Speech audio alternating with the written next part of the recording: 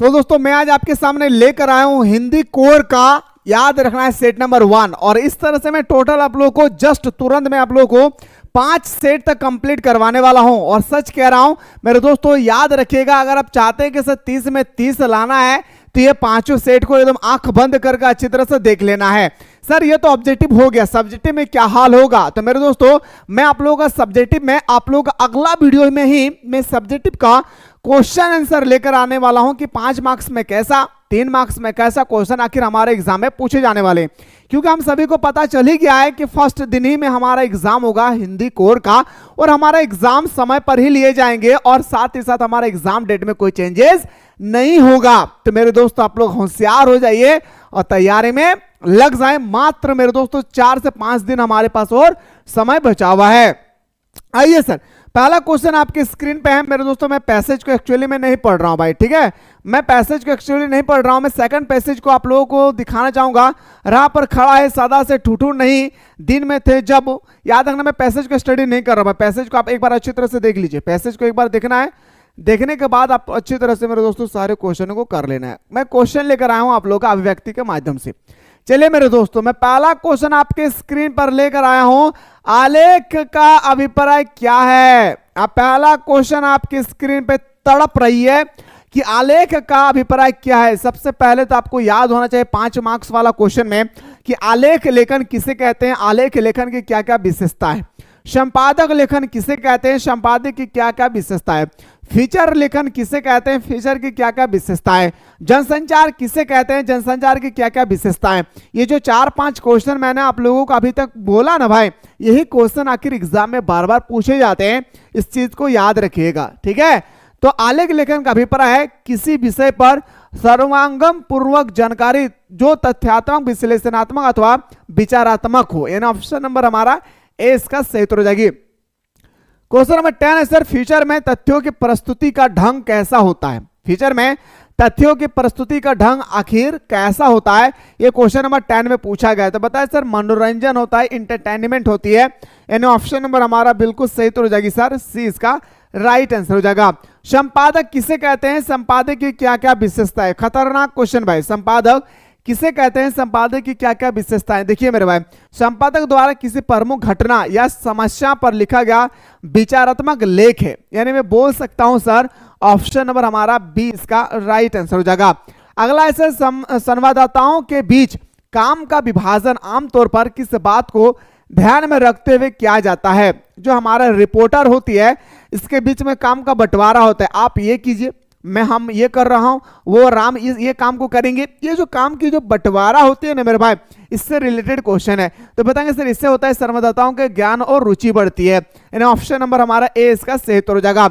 भारत का पहला छापाखाना कब खुला था? भारत में अगर मैं बात करूं पहला प्रिंटिंग प्रेस कहां हुई थी? तो मेरे दोस्तों अगर पूछा जाएगा तो गोवा आंसर लगाना है, लेकिन आपसे पूछा गया कि कब खुला है, तो 1556 इसका राइट आंसर हो जाएगी। क्या हो गया मेरे भाई? 1556 इसका बिल्कुल सही उत्तर हो जाएगा। अगला क्वेश्चन पाते हैं सर, फ्रीलांसर पत्रकार का अर्थ है। सबसे पहले अगर आपसे पूछा जाएगा कि पत्रकार कितने प्रकार के हैं, तो मेरे शेर सरियों बताना है सर पत्रकार 3 प्रकार के होते हैं। कितने प्रकार के? पत्रकार 3 प्रकार का होता है। फ्रीलांसर पत्रकार, याद रखना, पूर्णकालीन पत्रकार, स्वतंत्र पत्रकार और आंशिक पत्रकार। ये क्वेश्चन आखिर 2 मार्क्स का पूछा जाता है, इसलिए मैंने आप लोगों को बता दिया भाई। तो फ्रीलांसर जो पत्रकार है वो हमारा होता है स्वतंत्र पत्रकार। एंड ऑप्शन नंबर सी हमारा सही उत्तर हो जाएगी। मुद्रित माध्यमों की सबसे बड़ी सीमा क्या है? आपसे पूछा गया क्वेश्चन नंबर 15 में कि मुद्रित माध्यमों की सबसे बड़ी जो है हमारा सीमा क्या है? तो बताएंगे सर तुरंत घटी घटनाओं की प्रस्तुति का अभाव। यानी ऑप्शन नंबर हमारा बिल्कुल सही उत्तर हो जाएगी बी। और जो भी स्टूडेंट्स ने अभी तक हमारे मिसाइल क्लासेस के आपको डाउनलोड नहीं किया, अभी भी आपके पास समय है मेरे दोस्तों, जल्दी से जाएं प्ले स्टोर से मिसाइल क्लासेस के आपको डाउनलोड करें और मेरे भाई क्रैश कोर्स को ज्वाइन कीजिए। या तो मेरे दोस्तों आप लोग चाहते हैं ऑनलाइन टेस्ट सीरीज लगाना, तो आप ऑनलाइन टेस्ट सीरीज लगा करके आप अपने तैयारी को बेहतर बना सकते हैं और हर एक सब्जेक्ट में 30 में 30 अपने आप को कब्जा कर सकते हैं। इसलिए मैं कह रहा हूं कि समय बहुत कम है, जाएं मात्र 99 रुपये में ऑल सब्जेक्ट की बेहतर तरीके से अब घर बैठे ऑनलाइन टेस्ट सीरीज लगा सकते हैं। साथ ही साथ 30 में से आपने कितना क्वेश्चन सही किया, कितना क्वेश्चन गलत किए, और इसके बाद हमारा रैंक कितना आया, हमारा ग्रेडिंग कौन सा आई, ए बी सी डी कौन सा आया, सारा चीज आप देख सकते हैं। इससे आपकी तैयारी में ना जज्बा पैदा होगा, इसलिए जाएं और ज्वाइन करने की कोशिश करें। क्वेश्चन नंबर नेक्स्ट पे आते हैं सर। अगला प्रश्न है सर, उदंड मार्तंड नामक समाचार पत्र का प्रकाशन किस वर्ष शुरू हुआ था? भारत का पहला समाचार पत्र का नाम ही हमारा उदंड मार्तंड। क्या है मेरे भाई? उदंड मार्तंड। इसकी जो स्थापना हुई थी, शुरुआत, वो 1526 में हुआ था, सॉरी 1826 में इसकी शुरुआत हुई थी। अगला क्वेश्चन पे आते हैं सर, पत्रकारिता का मूल तत्व क्या है? अब आपसे पूछा जाएगा कि जो हमारा पत्रकारिता है, पत्रकारिता का मतलब होता है मेरे दोस्तों क्या? जिज्ञासा प्राप्त करना। याद रखना क्या होता है? जिज्ञासा प्राप्त करना। अगला क्वेश्चन पे आते हैं सर, पीटीआई क्या है? पीटीआई क्या है? ये क्वेश्चन हम लोग एक बार क्लास 11 में भी हम लोग डिस्कस किए थे, और हमारे क्लास 11 में भी ये क्वेश्चन एक्चुअली पूछा गया है, ठीक है। एक प्रकार का समाचार एजेंसी, या तो एक प्रकार का गुप्त समाचार एजेंसी, ठीक है। या तो गुप्त समाचार एजेंसी पूछा जाएगा, या तो मेरे दोस्तों आपका समाचार एजेंसी होगी, ठीक है। अगला क्वेश्चन पे दौड़ते हैं सर। आपके सामने एक छोटा सा स्टेटमेंट होगा, ये स्टेटमेंट को आपको सही ढंग से पढ़ना है, और ये तभी कर पाएंगे जब आपने बुक को अच्छी तरह से पढ़ें, क्योंकि ये जो पैसेज होती है आपके बुक से होता है। कहाँ से? बुक से होता है। जैसे मैं पढ़ के सुना रहा हूं, मैं इस तरह से 5 आप लोगों को देने वाला हूं भाई, ठीक है। अभी तो सेट 1 डिस्कस कर रहा हूं, इस तरह से 5 सेट होगी। मैं और जग, मैं और जग, और कहाँ का नाता, मैं बना बना कितने जग रोज मिटाता, जग जिस पृथ्वी पर जोड़ा करता वैभव, मैं प्रति पग से उस पृथ्वी को ठुकराता, मैं निज रोदा में। ये स्टेटमेंट है। क्वेश्चन पाइए सर, कवि स्वयं को शेष संसार से अलग मानता है। कवि जो है शेष लोगों से अपने आप को अलग मानता है। क्यों? क्योंकि वह धन संग्रह या वैभव के पीछे नहीं भागता है, क्योंकि वो कहता है ये दुनिया मोह माया है, हमें सब कुछ एक दिन छोड़कर इस दुनिया से चला जाना है भाई। क्वेश्चन नंबर 2 में पूछा गया था, मैंने 20 में, कवि अपने आप को किस तरह के खंडहर का स्वामी मानता है? कवि जो थे वो अपने आप को किस प्रकार के खंडहर का स्वामी मानता है? शताब्दी से पहले वर्ग, मतलब ऑप्शन नंबर हमारा बिल्कुल सही हो जाएगी सर, सी इसका राइट आंसर हो जाएगा। अगला क्वेश्चन पे आते हैं सर। क्वेश्चन नंबर नेक्स्ट है सर, शीतल वाणी में आग लिए फिरना किस अर्थ को उद्बोधित करता है? क्वेश्चन नंबर 21 पूछा गया है, तो बताएंगे सर इसका राइट आंसर होगा क्या? तो इसका राइट आंसर होगा संचालित, कुंठित किंतु दृढ़ता पूर्वक। ऑप्शन नंबर हमारा डी इसका राइट आंसर हो जाएगी। मैं प्रतिपग से उस पृथ्वी को ठुकराता, पक्ति के माध्यम से कवि क्या कहना चाहता है?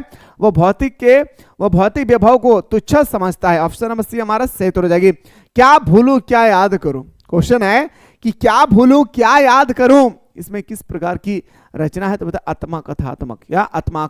ऑप्शन नंबर हमारा आत्मकथा, यानी ऑप्शन नंबर हमारा 23 का बिल्कुल सही हो जाएगा sir, B is the right answer. अगला है सर, कविता के बहाने पाठ के कवि कौन है? बताइए मेरे भाई। कविता के बहाने हम लोगों ने बचपन से पढ़ते आ रहे भाई, मतलब एक साल से पढ़ते आ रहे, तो बताएंगे सर कुंवर नारायण सिंह। कौन हो जाएगा मेरे भाई? कुंवर नारायण सिंह इसका राइट आंसर हो जाएगा। अगला क्वेश्चन पे आते हैं सर, हम दूरदर्शन पर बोलेंगे। खतरनाक क्वेश्चन, क्वेश्चन नंबर 25। हम दूरदर्शन पर बोलेंगे, पंक्ति में हम का तात्पर्य क्या है? समाज से। किससे मेरे भाई? हम का तात्पर्य किससे है? याद रखना है, समाज से है। और कहना, लोग तुम्हें हाय भी करेंगे, हेलो भी करेंगे, आपको लोग जो है हाय भी करेंगे, हेलो भी करेंगे, ये इग्नोर करने वाले कीचड़ लोग तुम्हें एक दिन फॉलो भी करेंगे। बस इतना मेहनत करना है मेरे दोस्त, ठीक है। आइए सर बात करते हैं। अगला क्वेश्चन आपकी स्क्रीन पे है सर, कि बताइए क्वेश्चन नंबर नेक्स्ट आपकी स्क्रीन पे है कि मुक्तिबोध किस काव्यधारा के अगुवाई कवि है? तो प्रगतिवादी। कौन सा भाई? तो बताएंगे सर हमारा प्रगतिवादी, ठीक है। अगला क्वेश्चन पे आते हैं सर, बहुत काली सील जरा से लाल केसर से जैसे धुल गई हो, मैं कौन सा अलंकार है? यहां से यहां दिया गया मेरे भाई, तो बताएंगे सर ये एक प्रकार का हमारा अतिशोध युक्ति अलंकार है। ऑप्शन नंबर हमारा 27 का सी इसका राइट आंसर हो जाएगा। क्या हो जाएगा मेरे भाई? 27 का जो हमारा राइट आंसर होगा सी इसका राइट आंसर हो जाएगा। अगला क्वेश्चन पे आते हैं सर। अब आपके सामने एक छोटा सा पैसेज होगी, सेवक धर्म में हनुमान जी से स्पर्धा करने वाले भक्ति किसी अनजान की पुत्री ना होकर एक अनाधन्या गोपालिका की कन्या है, नाम है लक्ष्मीन अर्थात लक्ष्मी, पर जैसे मेरे नाम की विशलता मेरे लिए दुर्वाह है, वैसे ही लक्ष्मी की स्मृति भक्ति के कपाल की कुंचित रेखाओं में नहीं बन सकी। वैसे तो जीवन में प्राय सभी को अपने अपने नाम का विरोधाभास लेकर जीना पड़ता है, पर भक्ति बहुत समझदार है, क्योंकि वह अपना समृद्ध जो है सूचक नाम किसी को बताती नहीं है। केवल जब मैं नौकरी की खोज में आई थी तब ईमानदारी का परिचय देने के लिए अपने शेष इतिवृत्त के साथ यह भी बता दिया। क्या दिया मेरे भाई? भक्तिन कौन है? 28 आपसे पहला क्वेश्चन पूछ रहा है मेरे भाई कि भक्तिन कौन है, तो बताएंगे सर लेखिका की सेविका। क्या बताएंगे मेरे भाई? लेखिका की सेविका। यानी क्वेश्चन नंबर हमारा 28 का बिल्कुल सही हो जाएगी, सी इसका राइट आंसर हो जाएगा। अगला क्वेश्चन है सर, भक्ति हनुमान जी से स्पर्धा क्यों करती है? जो हमारा भक्तिन है वो हनुमान जी से स्पर्धा क्यों करती है, ये क्वेश्चन पूछा गया मेरे भाई। तो बताएंगे सर ये करता है इसलिए क्योंकि उनको एक कनिष्ठ सेवा भाव के कारण। ऑप्शन नंबर हमारा सी इसका राइट आंसर हो जाएगी। भक्तिन नौकरी की खोज में क्यों आई थी? भक्तिन नौकरी की खोज में आखिर क्यों आई थी, ये पूछा गया है। तो बताएंगे सर पारिवारिक और सामाजिक चुनौतियों के कारण। पारिवारिक और सामाजिक चुनौतियों के कारण। अगला क्वेश्चन है सर, शेष इतिवृत्त का अर्थ क्या है? शेष इतिवृत्त का अर्थ होती है संपूर्ण वर्णन करना, यानी हमारा जो होते हैं फुल डिस्कशन करना, इसी को बोलते हैं हम लोग क्या? शेष इतिवृत्त। नेक्स्ट क्वेश्चन पे दौड़ते हैं सर कि भक्ति में कौन सा भाव प्रबल था? भक्ति में कौन सा भाव प्रबल था? क्वेश्चन नंबर 32 पूछा गया। तो बताएंगे सर हमारा स्वाभिमान का भाव। क्या मेरे भाई? स्वाभिमान का भाव। और इसके बाद जो हमारा अगला टॉपिक होगा वो हमारा सब्जेक्टिव का क्लास होगी। और एक बात याद रखिएगा, जो 5 मार्क्स का संपादक फीचर लेखन कुछ भी हो और 5 मार्क्स का निबंध लेखन, 5 मार्क्स का आपका संप्रेषण, 5 मार्क्स का पत्र लेखन, ये जो आप लोगों का 20 मार्क्स बन रहा है ना मेरे दोस्तों, अच्छी तरह से अगर देखना चाहते हैं तो ऑल VVI क्वेश्चन का, तो आप लोग अपने दोस्तों को शेयर करें। मैं अगला वीडियो में आपके एग्जाम के अकॉर्डिंग मोस्ट इंपॉर्टेंट क्वेश्चन लेकर आने वाला हूँ सब्जेक्टिव का। तो आप लोग अपने अपने दोस्तों को जरूर शेयर करें कि आखिर हमारे हिंदी कोर में किस प्रकार से क्वेश्चन पूछे जाने वाले, क्योंकि हिंदी कोर का पहला दिन ही एग्जाम है, हम सभी को अच्छी तरह से पता भी है ना। चलिए सर क्वेश्चन पे आते हैं सर। क्वेश्चन नंबर नेक्स्ट पे, भक्ति महादेवी से कितने वर्ष बड़ी थी? जो भक्ति थी वो महादेवी से कितने वर्ष बड़ी थी? तो बताएंगे सर हमारा 25। कितना मेरे भाई? 25 इसका राइट आंसर हो जाएगी। अगला क्वेश्चन पे आते सर, बाजार दर्शन के लेखक कौन है? जैनेन्द्र कुमार। याद रखना, जिन्होंने कहा था मन खाली हो और जेब क्या हो? भरा हुआ हो, या तो जेब खाली हो और मन क्या हो? भरा हुआ। किसने कहा था? जैनेन्द्र कुमार ने। बाजार दर्शन, लेकिन ढोलक वाला याद रखिएगा, चक्रधा गिरधा क्वेश्चन आएगा भाई, 100% क्वेश्चन आएगा उस टॉपिक से, 5 मार्क्स वाला। सुनिएगा, बाजार को सार्थकता को कौन देता है? बाजार को सार्थकता आखिर कौन देता है? क्वेश्चन नंबर हमसे पूछा गया है 35, याद रखना है 35 पूछा गया है। तो बताएंगे सर याद रखना है कि आवश्यकता अनुसार वस्तुओं का क्रय करने वाले ग्राहक को। ऑप्शन नंबर हमारा ए इसका सही तो हो जाएगी। बाजार दर्शन एक प्रकार का क्या है? निबंध, कहानी, रेखाचित्र, स्मरण। 36 जो आपसे पूछा गया बाजार के बारे में, तो बताएंगे सर 36 का राइट आंसर होगा एक प्रकार का हमारा क्या है? 36 का निबंध है भाई। क्या है मेरे भाई? एक प्रकार का अगर हम लोग बात करें तो ये हमारा निबंध है। अगला है सर, सिल्वर बैंडिंग पार्ट के लेखक कौन है भाई? क्वेश्चन नंबर 37 है सर, सिल्वर बैंडिंग पार्ट के आखिर लेखक कौन है? सिल्वर बैंडिंग पार्ट के लेखक मनोहर श्याम जोशी। कौन हो जाएगा मेरे भाई? मनोहर श्याम जोशी। और ये क्वेश्चन आपके पेपर में 100% आएगी मेरे भाई। इस टॉपिक से सब्जेक्टिव में क्वेश्चन 200% छपेगी, इस बात को याद रखना है। अगला क्वेश्चन पे आते हैं सर, सिल्वर बैंडिंग पर भूषण ने अपने पिता को क्या उपहार दिया? घड़ी, पैंट और कमीज, या ऊनी ड्रेसिंग गाउन? तो बताएंगे सर ऊनी ड्रेसिंग गाउन दिए थे। अगला क्वेश्चन पे आते हैं सर, सिल्वर बैंडिंग कहानी के कथानायक का नाम क्या था? देखिए राइटर नहीं पूछा, यहाँ पे कथानायक का नाम पूछा है, तो कथानायक का नाम है हमारा यशोधर बाबू। कौन है मेरे भाई? यशोधर बाबू। अगला क्वेश्चन है सर, जो हुआ होगा जुमले में कौन सा भाव नहीं थे? बोलते हैं ना, जो हुआ हो सो देखा जाएगा, जो हुआ तो ठीक हुआ, हम लोग बोलते हैं नहीं, इसमें कौन सा भाव है? तो अनिर्णय की स्थिति। बोलते हैं ना भाई, मेरे सहमत नहीं हूं, जो हुआ अच्छा हुआ, मरा नहीं क्यों तू, इस तरह बोलते हैं या नहीं?